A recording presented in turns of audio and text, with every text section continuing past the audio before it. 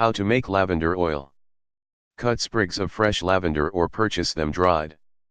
Cut off the stems of lavender along with the flowers, in 6-inch, 15-centimeter, segments or longer.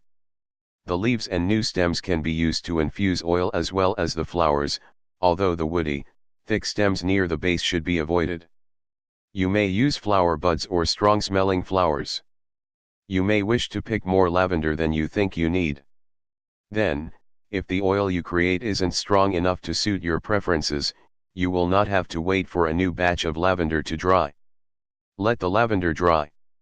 If you are using fresh lavender, dry it first in shade or wrapped in a cloth, to enhance its aroma and minimize the chance of the oil becoming rancid. Tie the sprig up with rubber bands or a string and let it hang upside down in a dry, warm area. Exposing it to sunlight will dry the lavender out much faster, but could break down some of its aromatic oils. Fresh cut lavender may take 2 weeks to dry fully. Some infusers dry it for only 1 to 3 days, until it is withered but not crunchy. This reduces the chance of spoilage greatly, but does not eliminate it. Lightly crush the lavender and place it in a jar. Crumble the lavender apart with clean hands, or bruise it slightly with any clean, heavy object to expose its fragrance. If using buds, open them up with a knife or fingers. Place it in a clean jar. Wash your hands and jar first if they are dirty, but dry thoroughly before bringing them into contact with the lavender. Mixing water into the oil may interfere with the infusion. Pour oil over the flowers. Pour any non-scented or lightly scented oil into the jar, fully covering the lavender but leaving 1 to 2 inches, 1.25 to 2.5 centimeters, of space at the top to allow for expansion. Almond oil, olive oil, or safflower oil are commonly used for this purpose, although you may wish to smell these first and avoid strong-smelling bottles that could overpower the lavender scent. Soak the lavender if you have time and sunlight. Cover the jar tightly and leave the mixture to soak in a sunny location. It will most likely take at least 48 hours to achieve a noticeable scent, and more typically the oil is left out for 3 to 6 weeks. If you do not have enough sunlight or time to use this method, continue to the next step. If you do not have time or sunlight, heat the oil carefully. A faster alternative to the sun steeping method is to heat the oil and lavender mixture in a double boiler or crockpot for 2 to 5 hours, keeping it at a steady temperature between 120 degree F, 38-49 degree C. This is only recommended if you have a cooking thermometer and a well-controlled, low-temperature heat source, as too much heat can affect the aroma and the shelf life of the oil. Strain the oil. Lay a piece of muslin or cheesecloth over a bowl and pour the oil and herb mix over it. Discard the flowers and other lavender pieces in the compost or garden. Repeat the process if you wish to make the oil stronger. The same oil can be poured back into the jar and have a new batch of dried lavender placed in it.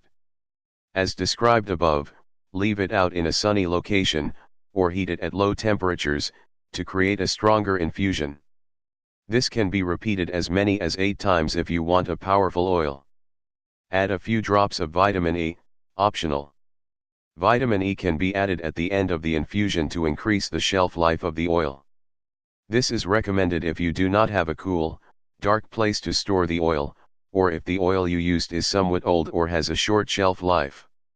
Stir in a few drops of vitamin E oil, or cut open a vitamin E gel capsule and pour in the contents.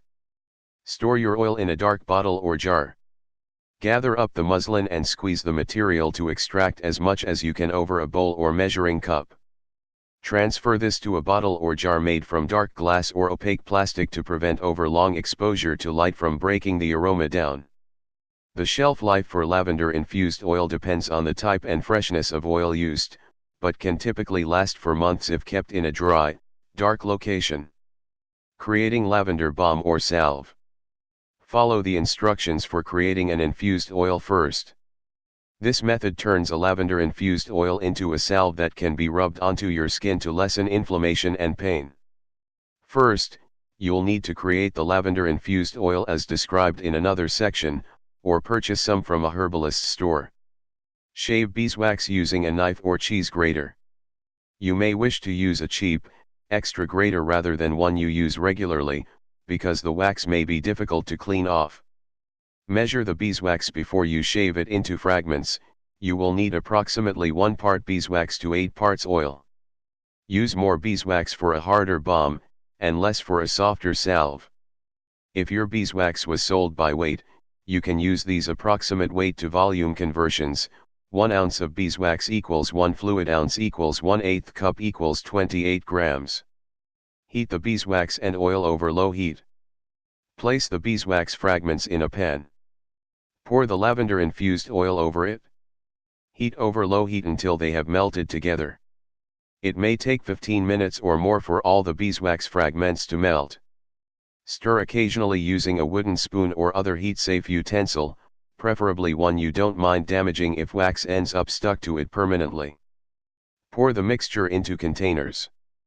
Pour the melted balm into glass or tin containers, making sure they are clean and dry first. Seal with an airtight lid. Harden the mixture in a cool location. After 10 or 15 minutes in the refrigerator, or 30 minutes in a cool room or cellar, check on the balm or salve to see how hard it is. If it is still liquid, or too hard to scoop up with your fingers, you may need to melt it again.